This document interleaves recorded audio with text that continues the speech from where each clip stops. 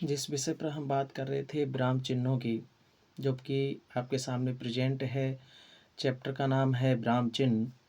और विराम का जो शाब्दिक अर्थ होता है वह कहलाता है विश्राम या ठहराव।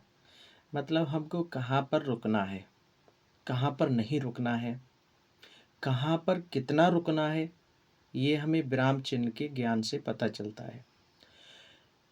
लेखन कार्य में चाहे हम कुछ लिख रहे हों, चाहे विचारों को प्रकट कर रहे हों, वहाँ पर भी विराम चिन्ह का प्रयोग करना बहुत ही अनिवार्य हो जाता है। बिना विराम चिन्ह का चाहे वो विचार हो, चाहे वो लेखन हो, वो अर्थ से अनर्थ में भी बदल सकता है यदि उसमें चिन्ह का प्रयोग नहीं किया गया। तो चिन्हों के विषय में आज हम जानते हैं। कामता प्रसाद के अनुसार अगर हम बात करें तो विराम चिन्ह 20 प्रकार के होते हैं और इन्होंने पूर्ण विराम को छोड़ करके अन्य विराम अंग्रेजी भाषा से भी उठाए गए हैं। पूर्ण विराम की बात करें तो ये पूर्ण विराम कहाँ पर लगाया जाता है? ये प्रत्येक पूर्ण वाक्य के अंत में जब पूरा वाक्य हो जाए, पूरी बात कह दी जाए, तो वहाँ पर पूर्ण विराम का प्रयोग किया जाता है। जैसे हम यहाँ पर लिखना चाहते हैं कि राम स्कूल जाता है, तो राम स्कूल जाता है वहाँ पर विराम चिन्ह का प्रयोग किया जाएगा। जैसे राम स्कूल जाता है, राम स्कूल जाता है, बात पूरी हो गई। राम के विषय में बता दिया गया कि राम स्कूल जाता है, यहाँ पर पूर्ण विराम लग जाएगा। ऐसे ही दूसरा वाक्य, जैसे हमने सोहन से पूछा कि तुम स्कूल जाते हो। अब ये वाक्य पहले वाक्य वाले से थोड़ा सा भिन्न है।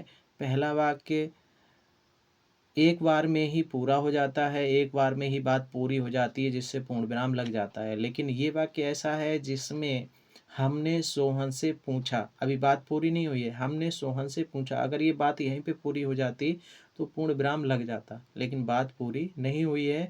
तो हमने सोहन से पूछा कि तुम स्कूल जाते हो, अब यहाँ पर बात पूरी हो पाई है, तो इसलिए पूर्ण विराम यहीं पर आकर के लगेगा। तो पूर्ण विराम का मतलब ये हो जाता है कि जब हम कोई बात अपनी किसी एक वाक्य में अथवा संयुक्त वाक्य में अथवा दो वाक्य में पूरी कर देते हैं, पृथक चिन्ह के साथ पूरी कर देते हैं, तो उसके बाद ही जाकर के पूर्ण विराम लगता है।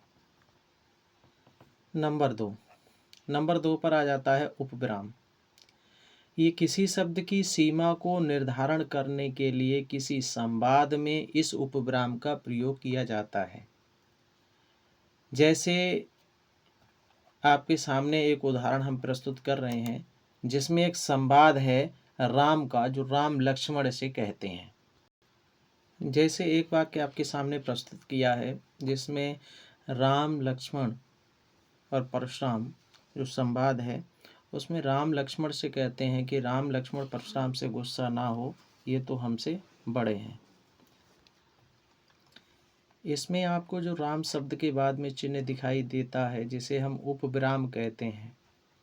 मतलब जब किसी से बात कही जाती है संवाद के रूप में, नाटक के रूप में, वहाँ पर इस उपविराम का लेखन क्रिया में प्रयोग किया जाता है, जिससे ये पता चलता है कि राम कह रहे हैं, या राम की जगह और कोई पात्र है वो कह रहा है, या राम की जगह और कोई नाउन है, कोई संज्ञा है, कोई सर्वनाम है, वो कह रहा है।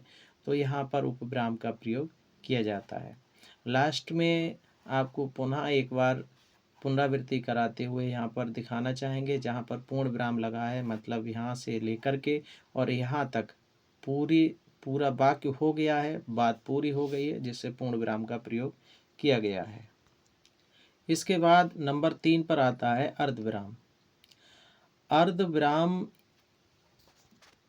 एक ऐसा विराम है जिसमें जब कोई बात कही जाती है और उस बात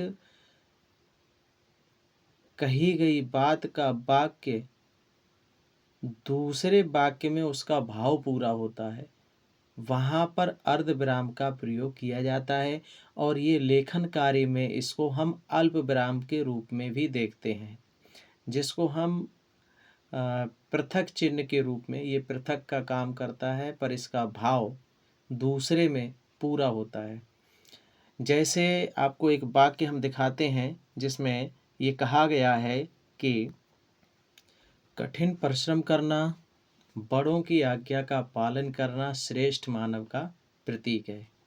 इसमें आप अर्धविराम को देख रहे हैं जिसे अल्प विराम के नाम से हम जानते हैं, पर इसे हम कहीं भी प्रयोग करें, इसमें आप ये पाएंगे कि जो पहला वाक्य होगा उसका भाव दूसरे वाक्य में पूरा होगा, उस पहले वाक्य से उसका भाव पूरा नहीं हो सकता है। तो हम कहीं पर भी ऐसी बात करते हैं, कहीं पर बोलते हैं, कहीं पर कहते हैं, कहीं पर लिखते हैं, जहाँ पर हमारे पहले वाक्य के भाव अगर अधूरे रह जाते हैं और दूसरे वाक्य में पूरे हो जाते हैं और हम उनको लिख कर के प्रदर्शित करते हैं, तो उसमें अल्पविराम का प्रयोग होता है।